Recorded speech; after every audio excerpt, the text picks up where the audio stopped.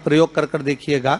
अभी तो नवरात्रि चल रही है, नवरात्रे में जब 5वां दिन नवरात्रे का रहे, चैत्री नवरात्रे का 5वां दिन रहे, और मान लो कि आपके घर में किसी बच्चे की, लड़के की या लड़की का या मंगल विवाह नहीं हो रहा हो या शादी नहीं हो रही हो, या उस लड़के लड़की के लिए बहुत प्रयास कर लिया आपने और उसकी शादी हो ही नहीं रही, अथक प्रयास आपने कर लिया और उसका मंगल विवाह नहीं हो रहा, तो ये देवी भागवत में स्पष्ट कहा गया है, देवी भागवत में वर्णन किया गया है, देवी भागवत में वर्णित किया गया। और देवी भागवत में कहा गया कि आम का जो पत्ते होते हैं, आम का जो पत्ता होता है, आम का जो पल्लव होता है, उस आम के पत्ते पर हल्दी और सिंदूर, इन दोनों से स्वस्तिक का निर्माण किया जाए। देवी भागवत का संवाद है, बहुत ध्यान देना महाराज। जिन कन्याओं का विवाह ना हो पंचमी के दिन, नवरात्रे की कोई सी भी पंचमी, मतलब जो पंचमी तिथि पड़ेगी, कोई भी नवरात्रा हो, चाहे वो 4 नवरात्रे में से, चाहे वो पौष का हो, अश्विन का हो, चैत्र का हो, आषाढ़ का हो, किसी भी नवरात्रे में आप कर सकते हैं। एक पान के पत्ते पर, एक ही पत्ते पर जो 2 स्वस्तिक बनेंगे, एक हल्दी का बनेगा, एक सिंदूर का बनेगा। बस अंतर इतना है, जो हल्दी का स्वस्तिक है उस पर कंकु के चावल अर्थात रौली के चावल, रोली कुंकू के चावल रखना है, और जो सिंदूर का है उस पे हल्दी के चावल रखना। इतना रखकर जिस लड़का लड़की का विवाह नहीं होता उसकी हथेली पर रखकर उसका नाम और गोत्र बोलकर महाराज उसको ले जाकर नीम के पेड़ के नीचे उसको रख दिया जाता है। मात्र 3.5 या 4 महीने ऐसे रहते हैं जिसके अंदर उस लड़का लड़की का विवाह पक्का हो जाता है। जिसका विवाह नहीं होता केवल उसी के लिए। पंचमी कौन सी तिथि? पंचमी, चाहे वो शुक्ल पक्ष की हो चाहे वो कृष्ण पक्ष की। शिव महापुराण की कथा कहती है आपको सुख अनुभव हो जाए, कार्य सिद्ध। जिंदगी में कभी संपदा कम नहीं हो सकती, संपदा बढ़ती ही चली जाती है। संपदा घट नहीं सकती, बढ़ेगी और घटेगी, कष्ट नहीं आ सकता, रोग बीमारी तकलीफ नहीं आ सकती। आपके लिए तो लाभदायक है, समझ लो ये कथा।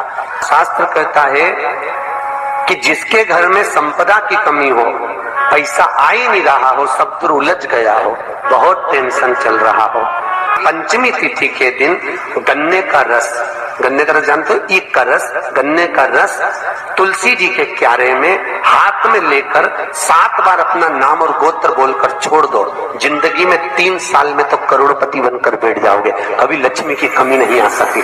तैयारी में बैठे रहोगे कि फिर पंचमी तिथि आए। हमारे यहाँ सांपों की पूजन कौन से दिन होती है, कौन सी तिथि में करते हैं? जम के बोलो जरा।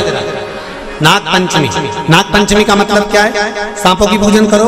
नाग पंचमी का मतलब होता है शंकर जी के मंदिर में जाकर 1 लोटा जल समर्पित कर दो। उसका कारण क्या है कि हमारे परिवार में, हमारे कुटुंब में, परिवार में कोई 7 पीढ़ी के अंतर्गत भी अगर कोई जीव तड़प रहा होता है, पड़ा हुआ होता है, उसकी मुक्ति नहीं होती है, तो पंचमी का चढ़ा हुआ जल उस जीव को प्राप्त हो जाता है और वो जीव तर जाता है, उसका फिर जन्म नहीं होता।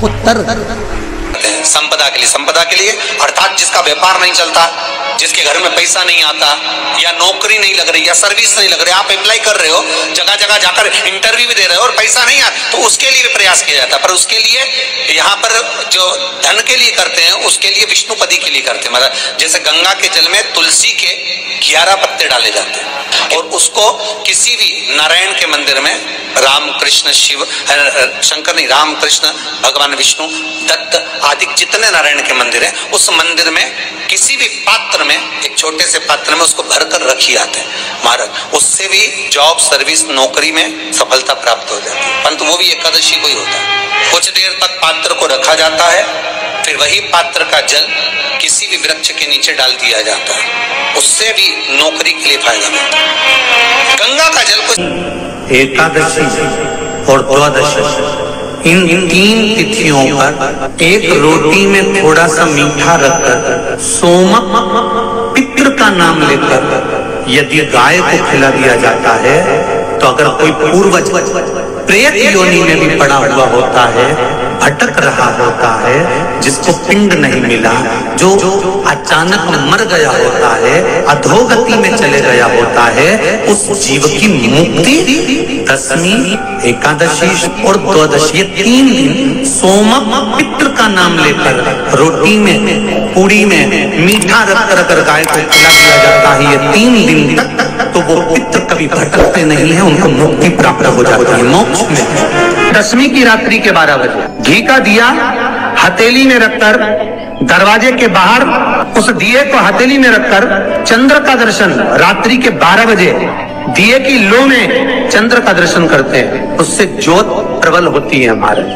या तो होगा वो नौमी की रात्रि 12 बजे या दशमी की रात्रि की 12 बजे चंद्र का दर्शन, दीप घी का हाथ में जलाकर, नाम गोत्र अपना बोलकर, नरसिंह भगवान का स्मरण कर कर, ज्योति में चंद्र का स्मरण कर कर दर्शन किया जाता है। नेत्र कमजोर हो तो 3 या 4 दिन में ज्योतियों का क्रम बढ़ना प्रारंभ होता है। वैसे तो 15 दिन का लिखा है, पर शिव महापुराण कहती है 3-4 दिन का क्रम बहुत होता है, बढ़ता जाता है। केवल दशमी, चाहे उजाला की हो चाहे अंधेरे की। कौन से महादेव का नाम लेना है?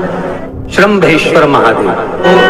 जब कोई व्यक्ति चिड़चिड़ करता है, क्रोध करता है, गुस्सा करता है, तो महाराज शंकर भगवान का श्रम्भेश्वर महादेव का नाम लेकर 31 बेलपत्र, जिस व्यक्ति को क्रोध आता है उस व्यक्ति का स्मरण कर कर आखा चावल मतलब सेगे चावल के साथ एक बेलपत्र, 31 बेलपत्र कर कर शिव जी के शिवलिंग पर समर्पित करी जाती है, मात्र दशमी की तिथि के लिए। केवल दशमी, चाहे उजाला की हो चाहे अंधेरे की। कौन से महादेव का नाम लेना है? श्रम्भेश्वर महादेव, शिव जी का एक। छोटे छोटे बच्चे रहते हैं, कुछ कुछ बच्चों को माता जबरदस्ती के भोजन कराती है, खिलाती है, ठोकती, मारती, खिलाती है।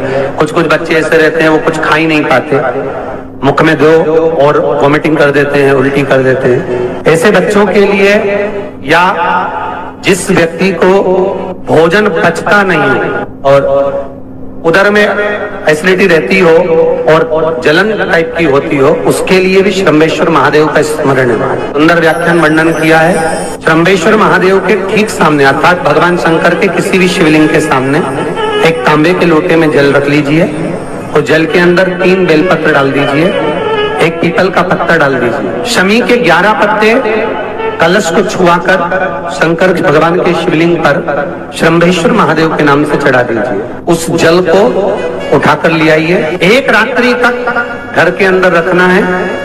उस जल को श्रम्भेश्वर महादेव का नाम लेकर, जिस व्यक्ति को एसिडिटी होती हो या उदर खराब रहता हो या भोजन नहीं पचता हो या पेट से जुड़ी हुई प्रॉब्लम हो या बच्चों को भोजन कराते हैं और वो वोमिटिंग कर देते हो, ऐसे बच्चे को या भोजन नहीं भा रहा हो ऐसे व्यक्ति को उस जल को सुबह दोपहर शाम 3 बार श्रम्भेश्वर महादेव का नाम लेकर आचमन कराना प्रारंभ कर दो, पिलाना चालू कर दीजिए। 3 या 4 दिन पिलाओगे, अपने आप उदर में भी आनंद रहेगा, बच्चा भोजन करना भी प्रारंभ कर देगा। श्रम्भेश्वर, जिसको साइटिका की बीमारी होती है या स्लिप डिस्क की बीमारी होती है या कमर की रीढ़ की हड्डी कहीं बाकी टेढ़ी होने लगती है या नसें चोक होने लगी हों, काम ना कर रही हों, तो उसके लिए कुंदकेश्वर महादेव पर आप कोई भी सफेद कलर के पुष्प, भगवान शंकर के मंदिर में कुंदकेश्वर के नाम से 31 फूल समर्पित करना है। 31 पुष्प, और कुंदकेश्वर के नाम से 31 पुष्प समर्पित कर कर बेलपत्री के पेड़ के नीचे की जड़ थोड़ा सा भाग निकालकर ऊपर से छीलकर अंदर का भाग शंकर कुंदकेश्वर को चढ़ाना है। उस जड़ को लाकर उसको पीसना है और पीसकर सुबह के समय पर 3 बार उसका कुंदकेश्वर का नाम लेकर सेवन करना है। जिसको साइटिका और जिसको रीढ़ की हड्डी, स्लिप डिस्क, जिसको प्रॉब्लम होती है उसको बाबा कुंदकेश्वर एक ऐसे महादेव हैं, क्योंकि भगवान शंकर के चरण पर पार्वती के द्वारा फेंका गया कुंद का प्रहार हुआ और उससे बाबा को चोट लगी, जिससे बाबा का नाम कुंदकेश्वर पड़ा।